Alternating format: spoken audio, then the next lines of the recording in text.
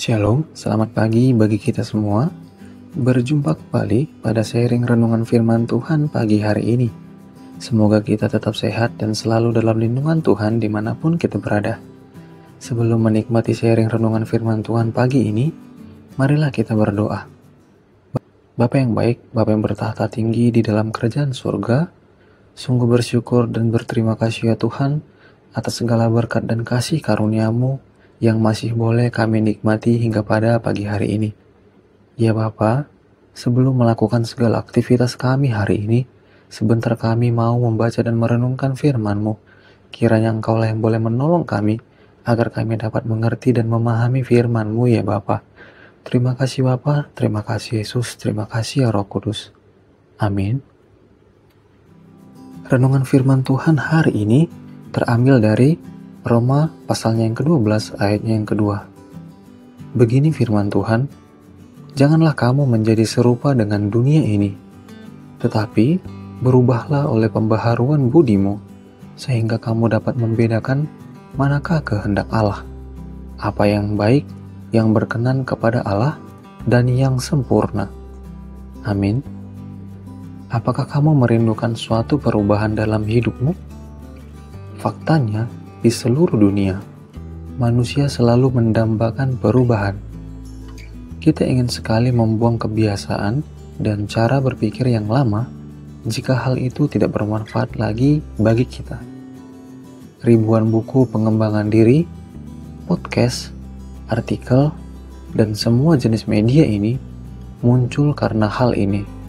Kita sangat ingin mengalami perubahan.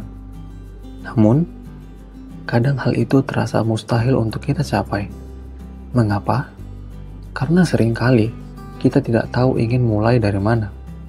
Dan Paulus, salah satu murid Yesus, membagikan kebenaran yang kuat dalam Roma 12 ayat 2. Janganlah kamu menjadi serupa dengan dunia ini, tetapi berubahlah oleh pembaharuan budimu, sehingga kamu dapat membedakan manakah kehendak Allah, apa yang baik, yang berkenan kepada Allah, dan yang sempurna.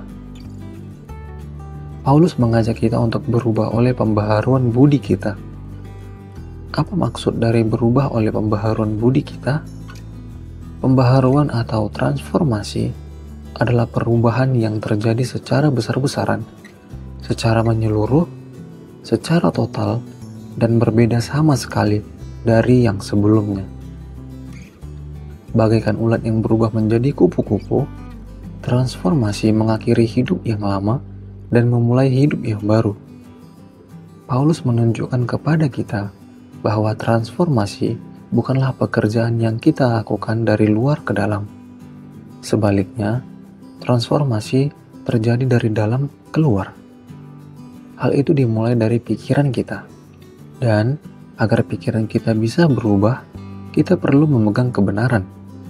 Dan kebenaran yang harus kita pegang itu adalah firman Tuhan. Mengapa demikian? 2 Timotius 3 ayat yang ke-16 berkata, segala tulisan yang diilhamkan Allah memang bermanfaat untuk mengajar, untuk menyatakan kesalahan, untuk memperbaiki kelakuan, dan untuk mendidik orang dalam kebenaran. Lalu, Ibrani 4 ayat 12, sebab firman Allah hidup dan kuat, dan lebih tajam daripada pedang bermata dua manapun. Ia menusuk amat dalam sampai memisahkan jiwa dan roh, sendi-sendi dan sumsum. Ia sanggup membedakan pertimbangan dan pikiran hati kita. Dan Matius 4 ayat 4 berkata, manusia hidup bukan dari roti saja, tetapi dari setiap firman yang keluar dari mulut Allah. Firman Tuhan membimbing kita saat kita tersesat, menguatkan kita saat kita lelah, menantang kita saat kita berkompromi, dan menyemangati kita ketika kita kewalahan. Firman Tuhan mengubah segalanya, dan saat ini juga, marilah kita memegang firman Tuhan di tangan kita. Transformasi ada dalam genggaman kita sendiri. Bacalah Alkitab dengan cermat, gali ayat-ayatnya, bergumul dengan ajaran-ajarannya, dan hargai apa yang kita temukan tentang kasih dan anugerah Tuhan. tempat terbaik untuk menyampaikan kerinduan kita akan pembaharuan hidup adalah kepada Tuhan dan firman-Nya. Firman Tuhan dapat memperbaharui pikiran kita. Transformasi dapat dimulai hari ini jika kita mau dengan segera datang dan belajar firman-Nya. Datanglah kepada Tuhan jika kita ingin suatu perubahan dan sangat ingin diubahkan. Amin. Mari kita berdoa. Ya Tuhan, terima kasih atas firman-Mu yang telah kami baca dan renungkan pada pagi hari ini. Ya Tuhan, terima kasih atas karunia yang luar biasa untuk kami.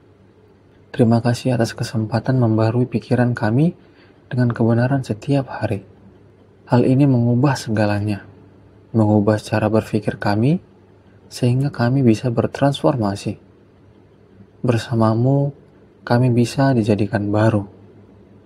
Terima kasih ya Tuhan, berkatilah segala aktivitas dan pekerjaan kami hari ini, dan biarlah kami selalu dapat menyenangkan hati-Mu, hanya di dalam nama anak-Mu Yesus Kristus, Tuhan dan Juru Selamat kami yang hidup, kami telah berdoa dan mengucapkan syukur. Amin.